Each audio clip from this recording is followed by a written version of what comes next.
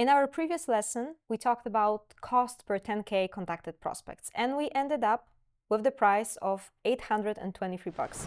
That covered Woodpecker subscription, leads from Lead Finder, and 46 email accounts and 12 domains to send from.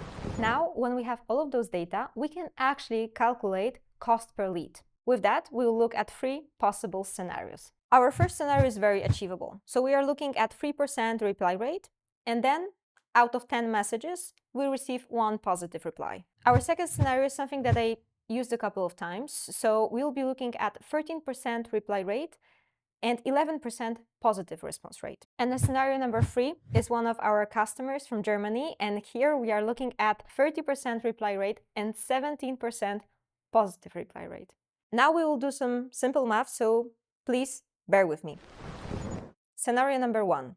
We have 10K prospects, 3% reply rate, which gives us 300 replies, times 10% positive reply rate, and we end up with 30 leads.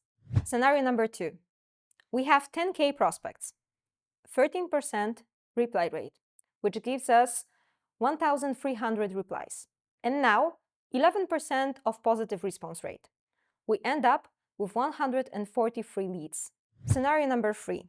We have 10K prospects, 30% reply rate, so we have 3,000 replies, times 70% of positive response rate, and we end up with 510 leads. Remember our cost? It was $823. So let's calculate the cost per lead.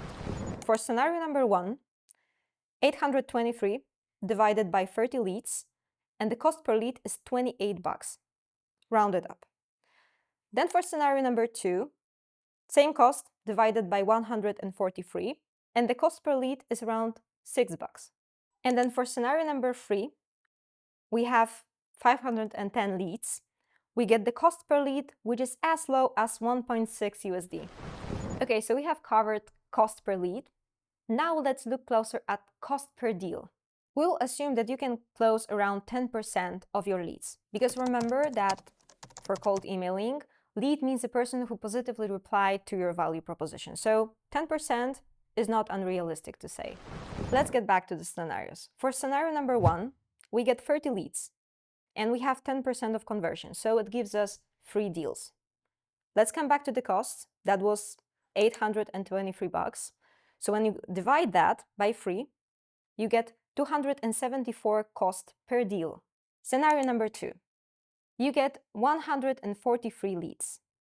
So it gives you about 14 deals total. And then the cost per deal is around $59.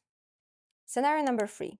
You have 510 leads, which gives you around 51 deals with 10% conversion. And then 51 deals results in cost per deal that is about $17. So with high efficiency campaigns, you will see price per deal that you will not see in any other channel but cold emailing. So right now we are just one step before defining your final ROI, and to do that, we need to assume some kind of deal size. Now for every business that will be slightly different because of course your deal size will vary from like super top level tickets that will be valued at very high price to a medium to low. So we'll take some assumptions to walk you through the process. So in lead generation space, lead gen agencies usually operate based on retainers. And to do some math and to do some assumptions, we will take an average deal size around 2K. That will help us to calculate ROI. So let's get back to the scenarios. Scenario number 1. We have 3 deals, and then times 2K, we get 6K revenue. And now to get to ROI, we need to do a little bit more of math. So we take the cost of revenue, and then we divide it by the cost. So this will give us 629% ROI, and then we end up with $6 per $1 spent. Scenario number 2. So we have 14 deals, which gives us basically 28K revenue. And then if we do the same math, you end up with around 3K% ROI. So basically you can say it's 33 USD per $1 spent. Scenario number 3. We have 51 deals. And the deal size is around 2K, so we end up with the revenue of over 100K. And now we do again the same deduction, and the ROI that we have is over 12K%. So the return for $1 spent is around 123 USD. Okay, so we are done with the math for this part. Thank you very much for sticking with me. And if you remember, scenario number 2, the return per $1 was around 33 bucks. So taking a step back, the return based on litmus data, that was 38. So we have some kind of similar benchmarks in here.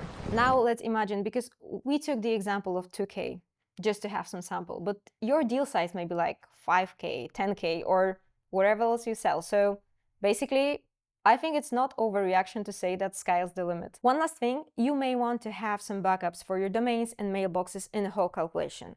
So we'll cover that part in the technical setup chapter. So I hope that lesson was helpful for you, and I hope to see you in the next lesson when I will cover a little bit more about flexibility and how cold email can fit into that part. So hope to see you there.